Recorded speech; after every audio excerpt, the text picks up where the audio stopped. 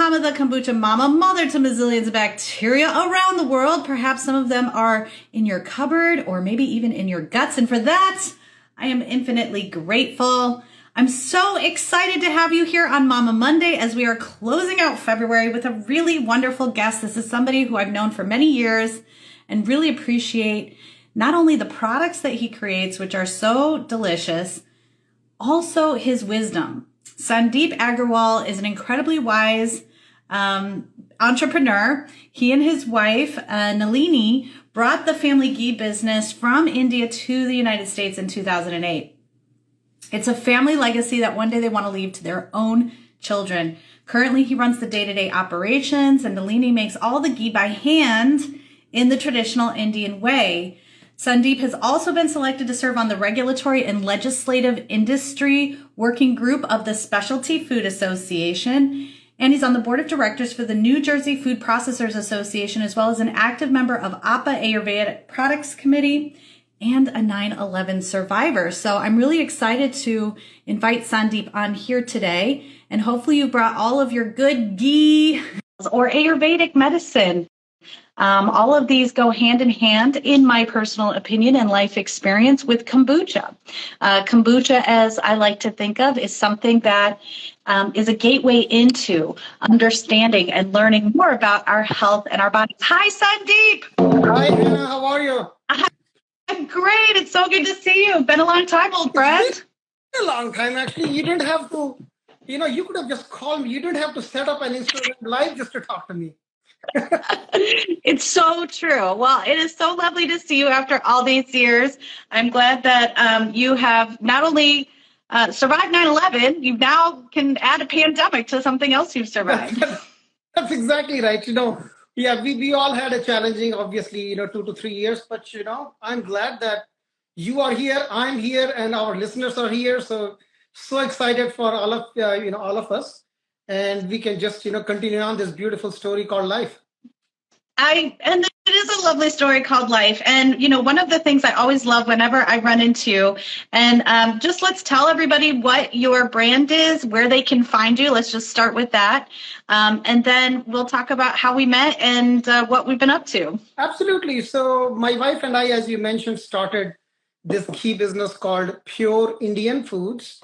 So our website is pureindianfoods.com, or sometimes it may be a mouthful, and you can just simply type ghee.com, Ghee, and it will take you to my website. Oh, that's so smart. I love that you have that, because it's the keyword for the product you sell. Now, of course, I know. So let's just let people know what ghee is. I've been enjoying it for many years. In fact, my first experience with ghee, I'll tell you this, it actually was my father had married a woman from Uganda. Okay. And they make ghee apparently. And so I remember him at home when I was like an older teenager making his own ghee. And I was like, what, why are we cooking the butter? I'm so confused. So, of course, that was many moons ago. Give us a little background on what ghee is.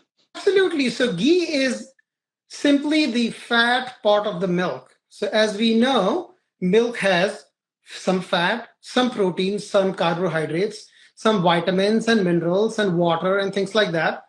And so when we make, say, everybody's familiar with butter, which is about 80% fat, and the rest 20% is, say, 18% water, 2% of what's called known as milk solids. So ghee is simply taking that butter, gently cooking it, and our goal is to get rid of all the moisture, all the water, and remove the milk solids. So what we are left with just the fat from the butter. You can sometimes call it butter oil or clarified butter or ghee, which is this. Yum. And it is so nutrient dense. So why would we want to remove the milk solids from the butter? Does that have a nutritional impact or a physiological one? The thing is, there are actually some reasons about health.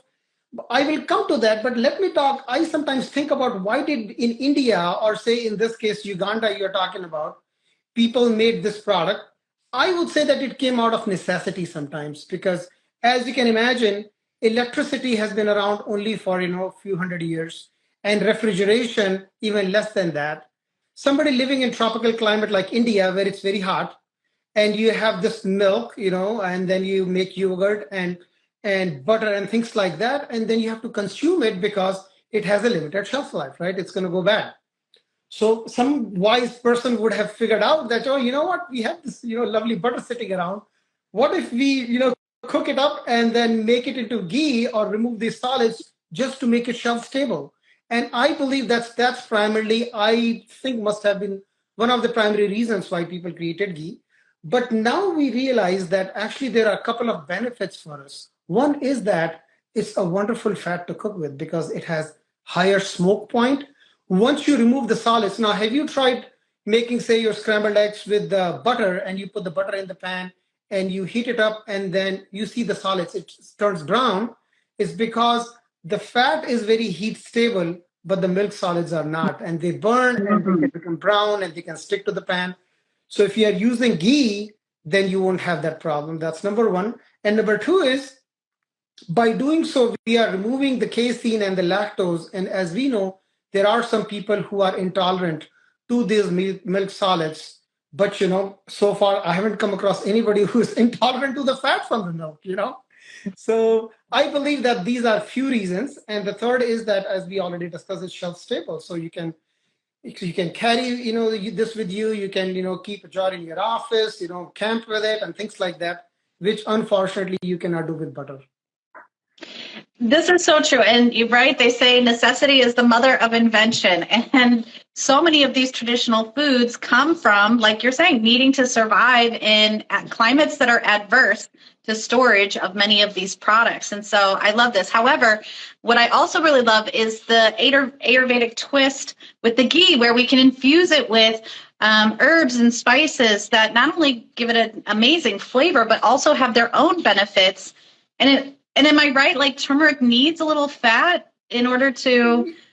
That's absolutely right. So as we know that we have, water-soluble vitamins like vitamin B and C, and we have fat-soluble vitamins, vitamin A, D, E, K2, and things like that. Similarly, many nutrients, they get dissolved in the fat. As you know that in Western medicine or Western herbal medicine, alcohol is used to make tinctures. Similarly, in the India's herbal medicine system called Ayurveda, ghee is used as a base to create this medicine. And the process is basically you make a decoction or a tea from the one or the combination of the herbs that you want to use. And then you cook it and you strain the herb out and you have this beautiful tea. You add that to the ghee and then you gently remove all the moisture, and all the goodness of the herbs now is in the ghee. And not only that, it's going to carry this nutrition to your cells and tissues once you consume it, but it also makes it concentrated. And as you know that, herbs which are in the season, they may not be available year round. So this is one way to preserve the herbs. So we get preservation, we get health benefits, we get fat activated nutrients. And concentration. And also the herbs are very safe because ghee doesn't allow them to be burnt, and ghee handles the very high heat. So it works really well. So ghee is used for internal consumption of the herbs. And similarly for topical use in Ayurveda, we use another oils like sesame oil. So for massage oils, it would be sesame oil as the base. And for medicine internally, it will be ghee. Okay, great. Okay, so using those oils, and sesame you could also potentially consume internally, but in this case, you're saying from the Ayurvedic perspective, we're reserving that for the topical application, whereas the ghee is the internal application. And now I have to confess, like ghee, bacon fat, tallow, coconut, olive oil, those are the oils that we have in our home. We don't really cook with much more than that. I love the ghee because it gives it that buttery flavor, but to your point, it does have that higher smoke point. And so it's not going to quickly, become out of control. And it's going to pick up all of those flavors and add that extra richness to everything.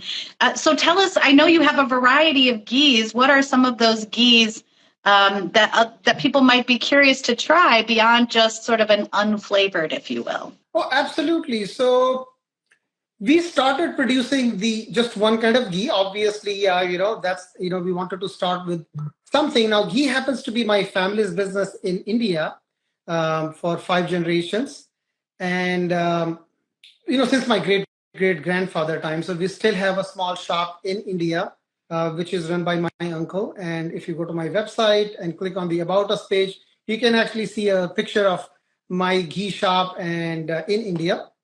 So we started with just the straight grass-fed organic ghee. In fact, we brought the concept of grass-fed into the ghee for the first time in the U.S. Because again, I think I have to take a step back before even we started the ghee business. If you allow me to share the story of why we even started this business. Yes, please. I want to hear. Absolutely. So this was, kind of started when my wife and I, we had our second child, our son, about 20 years ago. And he used to have some health issues, some skin issues, some, breathing difficulties. And I was searching around and I saw that many kids born were having these issues, so my son was not alone. Started to do some research and found out that it has got something to do with our gut, that the gut needs to be healed. It has something to do with the food that we were consuming, all the processed foods, the lots of sugar in our diet. So prior to this, we used to obviously, cook traditional Indian food at home, but we didn't have that kind of consciousness about the sourcing of the products and the impact of the hormones and the antibiotics injections to the cows, the pesticides and fertilizer used in for the grass and for the produce and things like that. When I started to read and found out a lot of research and information that our food system has something to do with the health of our family. Started to make changes, put our son on raw milk. He used to drive, across the state boundary to get raw milk, which I still do after 20 years, and nothing has changed for that. Put our son onto some homeopathic medicine, some exercise, some yoga, and things started to change. Turn around. He used to miss school. He used to have ear infections back to back. Things started to change. Along this whole process, we learned about the benefits of grass-fed dairy. And so we were consuming lots of milk, as I said. But then I learned the benefits of milk fats and how milk fat is a concentrated source of fat-soluble vitamins and how it's so beneficial to us. But I said, wait a minute. All the science says that it's bad and it's going to cause all kinds of heart disease and clog the arteries. So what should I believe in? Then I dug deeper and found out and got in company of some very wise people, men and women, who taught that no, this is basically far from the truth. These are all traditional foods. We have been using it for thousands of years. We all have been benefiting from it. What's to blame is all the industrial oils and all the food system we have created around the corporate profit. So I said, you know what, wait a minute, but ghee is something that we use in India and it's milk fat, although it's not very popular in the US.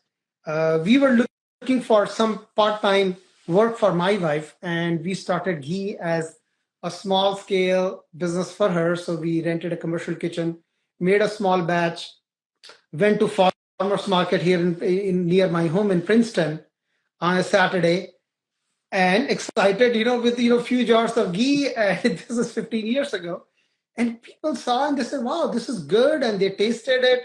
Some people said, "Oh, you know what? No, I don't want to eat ghee. I've stopped. I cook everything in like vegetable oil." I said, "Okay, no problem." Then somebody else comes. He says, "I do use ghee, but it smells very bad and it's awful." And I said, "Why don't you take a sniff of this jar and maybe taste it?" They said, "Oh my God, this is something my grandmother used to make. This is the flavor."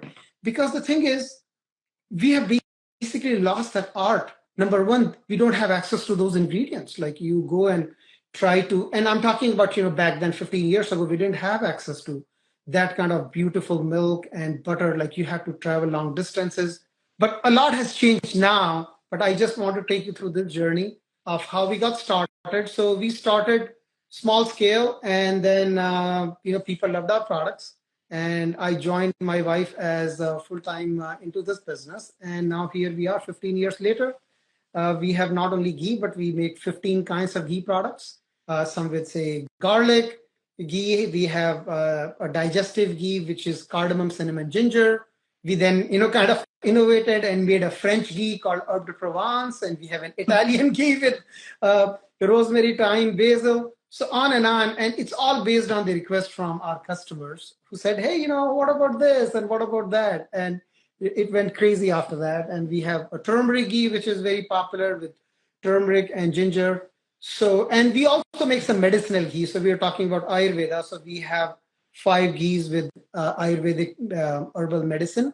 So ashwagandha, as you may be hearing about that, it's becoming, an herb of choice for, sports medicine, and people are using it for, various, benefits that ashwagandha provides. It works beautifully as a fat soluble ashwagandha, as an ashwagandha ghee. So that's basically is a little bit about our ghee products. I love this because your story directly mirrors so many kombucha producers.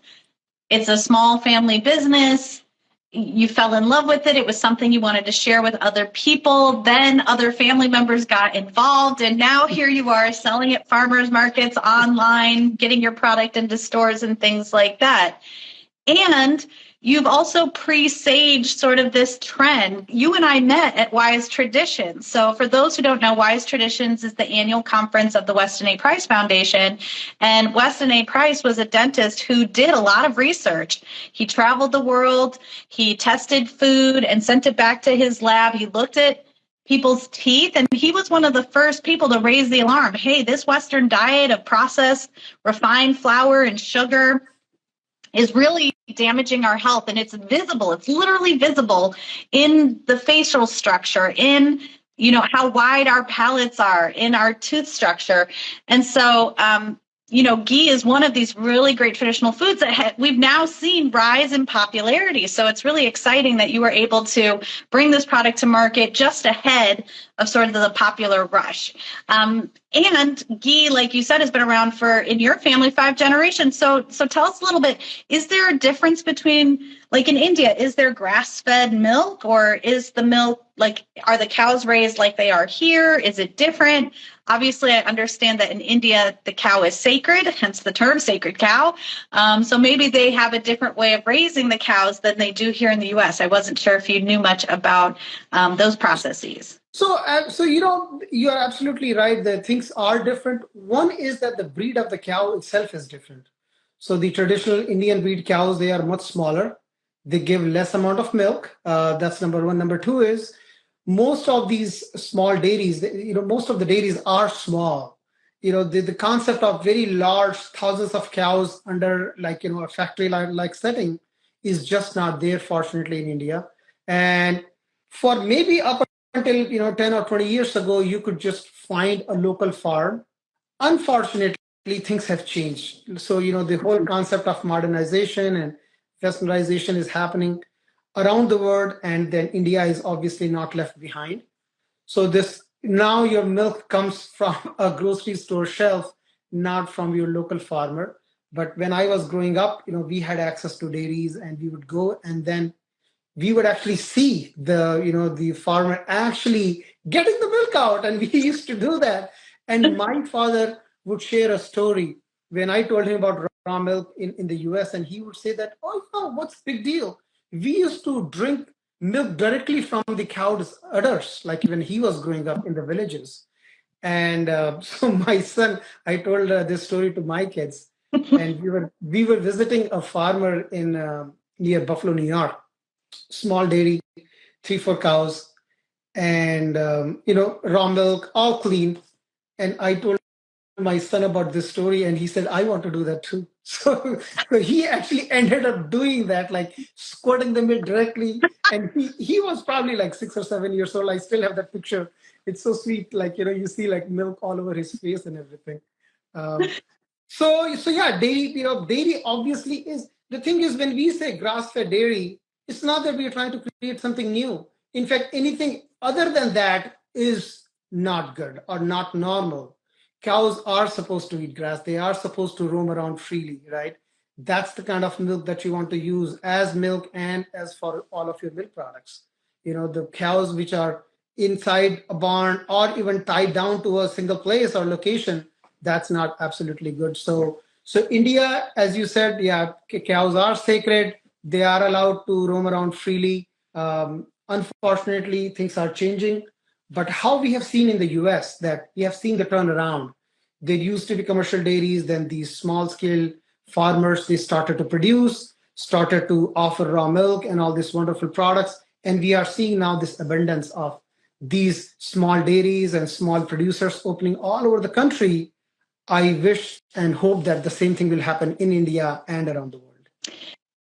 Yeah, absolutely. And, we have a friend through Wise Traditions, Mark McAfee. He founded an organization called Rami, and they're committed to helping small dairies have really clean facilities. I think it's so important that we know our farmers, that we know where things are coming from. That said, I also live in an urban environment, as do you. And so this means going to the grocery store or having groceries delivered or however we're shopping these days is a valuable trade-off. And so sourcing then becomes so crucial. And that's what I love about your product is you've taken all that guesswork out of it. You can trust the product has been well sourced. It's been well produced. It's still handcrafted in small batches with love, of course. And it comes in all these really wonderful flavors that have not only that flavor component, but also that nutritional component as well. And, I think where we're at in the world, especially the pandemic having brought to our minds how important, how valuable it is to have a really strong immune system. And, the gut is where we start with that. And that isn't just having our fermented foods like kombucha, kefir, kraut, and things like that. It also means having, there you go. What flavor do you have today? So actually, this is something which we make it in India. And it's kind of like beet kvass, but not made from beets, but made from carrots and those black carrots. Oh, that's the color. Yes. Yeah. They're beautiful. Yeah. And then what we do is when we ferment this, we add some mustard seeds to it, ground mustard. And you know what? I don't know why. I'm still trying to figure out. I did ask my mother about this, that, why do we do that? And she would say that to prevent the formation of bad bacteria or fungus on the top when it's exposed to the oxygen or the air. So I guess basically that's what people did it. But here I start with some little bit of vegetable starter culture just to take the fermentation in the right direction. Totally. And so was there also salt in India used? Was it salt, carrots, and mustard seed, or just the mustard seed and the carrots? No, absolutely. The salt is part of that. So it's very similar to beet kvass. Yeah. It's just that instead of beets, it's the carrots. That sounds so delicious. And the mustard seed probably has, again, it's all its own health benefits plus flavor profile. And to your point, clearly it's antimicrobial, or you wouldn't have a tradition of adding it to keep the fuzzies from growing on top. Absolutely. And I must tell you, it is delicious. So I'm enjoying it right now. And while we are talking about fermented foods, if you want to learn about some of the other fermented foods that I try or I'm experimenting with. Oh, great. So do you have that on your blog? I actually do not have on my blog, but you know what? I should. Yeah, what's your cookbook coming out? Yeah, I know. It's literally on the back burner, So as an entrepreneur, as you know, that there is so many things that you are trying to do. And so you know what? I think, sometimes the intentions which count. So, I do have an intention to write a book one day and to, put all this information on the blog. I mean, we do keep our blog up to date with some information, but obviously fermented food is something I haven't written a lot about, but you know what? I'm going to put it on the front burner. How about that? I like it because kombucha is actually really soaring in popularity in India. So as folks here probably know, I'm the president and co-founder of Kombucha Brewers International. So we're monitoring the commercial kombucha industry around the world. And in terms of number of brands, in terms of people coming to the States to attend the Fermentation Association conference, to come to Kombucha Con, I'm seeing a lot of interest and growth in kombucha in India. Now, does it taste as sour and vinegary is the stuff here.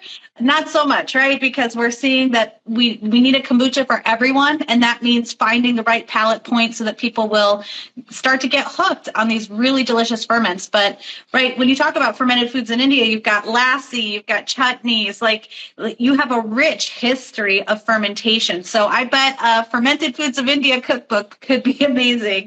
Absolutely. And, I'm pretty sure you have had fermented foods like idli and dosa, right? Aren't they amazing? Yeah. Yes, of course, right. The breads. Exactly right. So they're like their own sourdough breads that you make. And those are really great for folks, especially who struggle with gluten and other allergies. In fact, a lot of Indian food is so nutritious.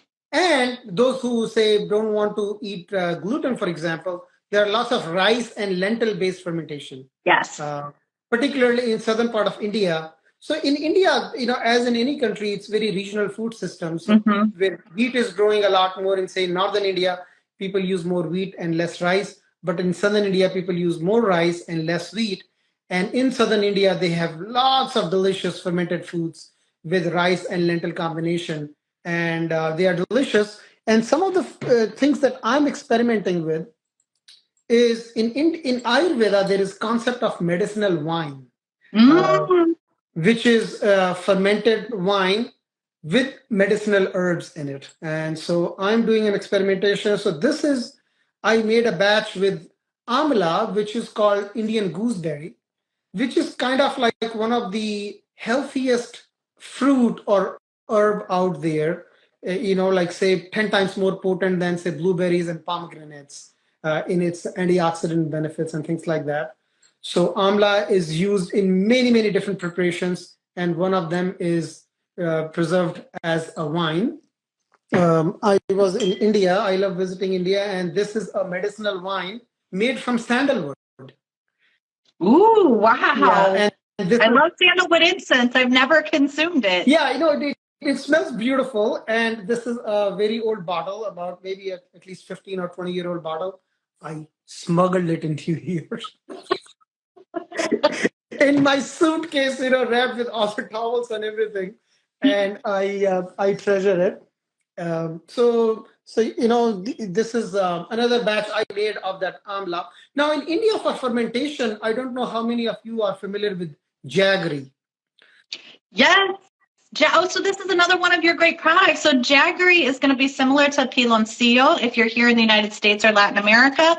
And what it is it's that really rich, mineral-rich, brown, hard, right? It's like it's got a harder texture to it. It's kind of like if you took brown sugar before it got all crumbly, right? That's exactly Might be a way to think about it. Yeah, basically you take sugarcane juice, you evaporate the water and any impurities, but you are left with everything, not just the carbohydrates, but all the minerals and iron and all the goodness of molasses. So in India, we use that jaggery. It's delicious. I'm telling you, it's not anything like sugar at all. You take a small piece of jaggery after a meal, it is very satisfying because it's not just sweet, it has salty, minerally taste as well, aftertaste as well. So we use jaggery for fermentation. So this is like amla and some herbs and some jaggery. And jaggery is the one which provides the carbohydrates for the bacteria and the yeast for fermentation. And then, this becomes shelf stable after, say, about a month of fermentation. And those minerals really activate the yeast too. So, when we ferment kombucha with other types of sugars, and certainly we could do a jaggery brew, what happens though is it's going to nutrify those yeast very quickly. And so it might sour more rapidly than you expect. And so we certainly can use it in fermentation. We just, like anytime we're switching up our sugar source or our tea source, we want to experiment and taste frequently so that we find a flavor we like. But it certainly can be used for kombucha, water kefir, all kinds of different ferments as well. But you sell jaggery, so in case you don't know where to find it, you are a great resource for it as well. Yeah, we do sell jaggery, but I also must tell you about my favorite fermented drink, which is buttermilk. The humble, I cannot tell you enough about buttermilk, but I'm talking about the real buttermilk. And if folks not the stuff in the carton with acidifier added. Exactly. I'm talking about the one where in India I have seen and we make it, which is the proper way of making buttermilk is take yogurt, add the whole milk yogurt, add some water to it. Like, you can just churn the butter however you want to churn, either by shaking. And, by the way, we'll talk about butter world. Okay. So please remind me Yes. about to talk about butter museum. I get so excited talking about that. So you churn the butter out of that, yogurt water combination. So And it's what you already are left, fermented dairy. So the yogurt's already fermented. You're adding water, and now you're in a churner. you are in the churner now, and the goal Okay. is to separate the butter from it. And when you separate the butter, what's left behind is the true buttermilk. And that is not only delicious, it's good for your gut. It's abundant with good friendly bacteria. And also, I did some research, read some research about this. It's called milk fat globule membrane. It's like a mouthful word, but it's really beneficial to repairing of the gut lining. So this with some spices if you want, like a little bit of say salt. I don't know if you are familiar with hing is a spice we use in India called asafoetida. It's Okay. Yeah, I've heard the word, but what is a spot? You say. asafoetida. Yeah, asafoetida is a spice. It's the only spice which has two very interesting names.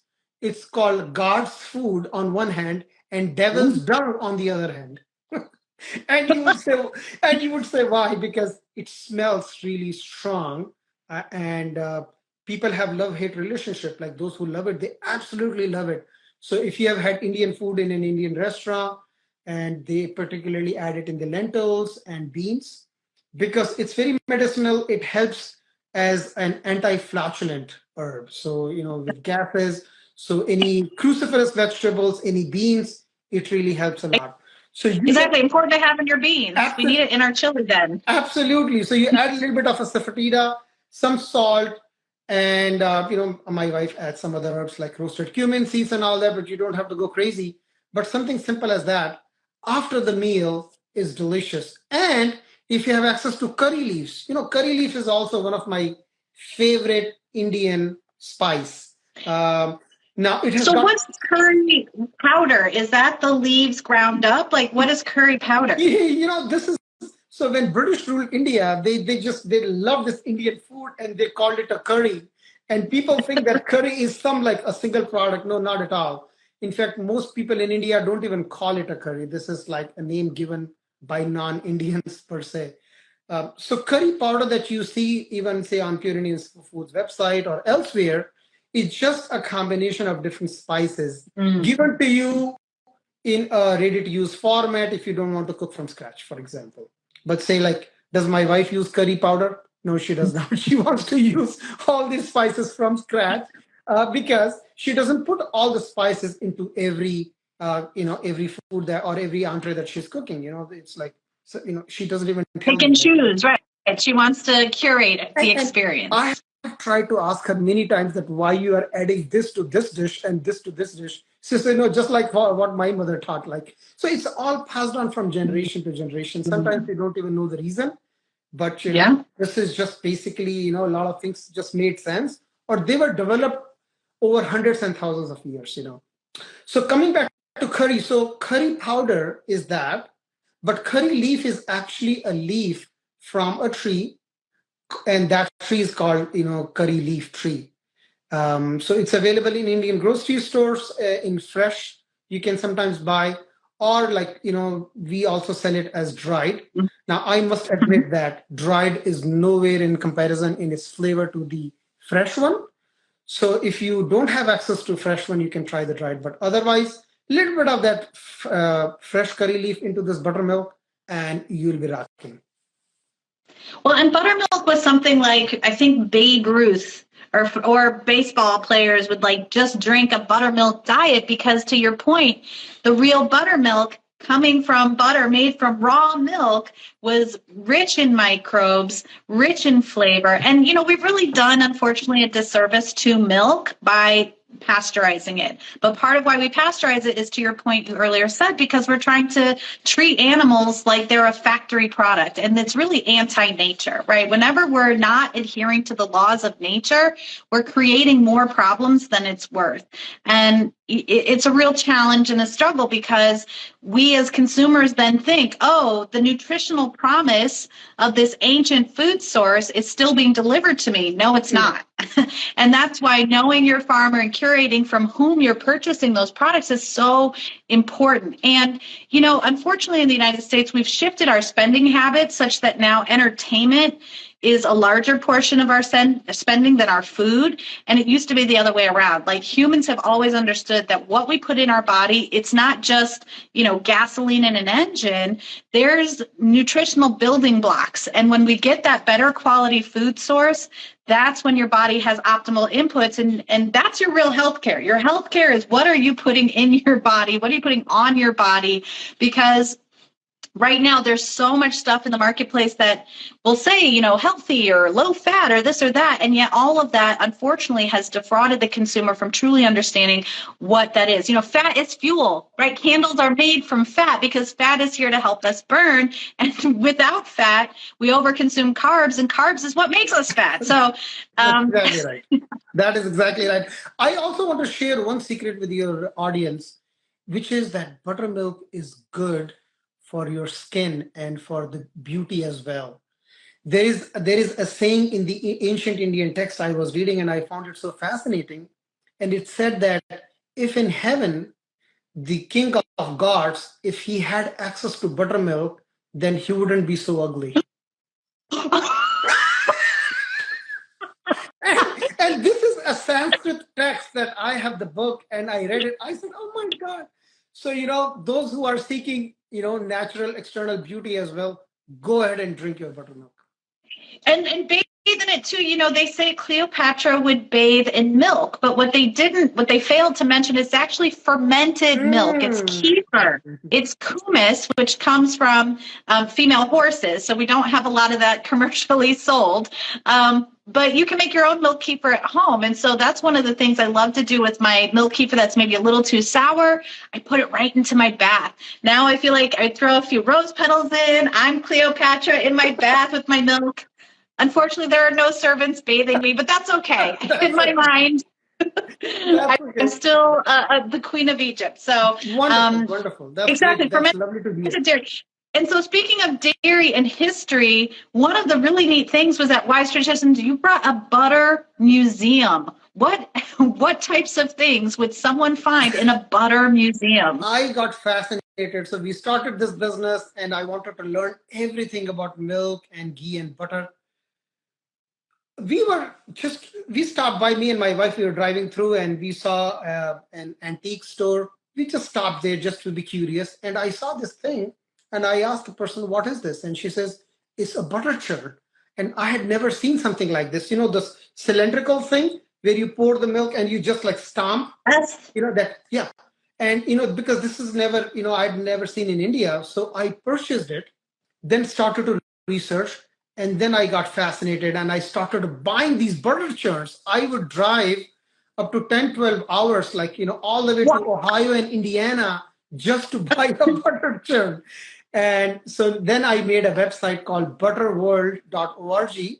I have done some traveling exhibits at Wise Traditions Conference a few years ago, where I will take a room and I'll bring my artifacts, set them up on the table for people to see. And my goal is that one day to turn it into a physical museum. And if you go to the website, you can see some pictures of these beautiful churns, cream separators, books, milk cartons. I have a carton of butter, and the phone number is a single digit 9. That's it. That's the phone number. Wow.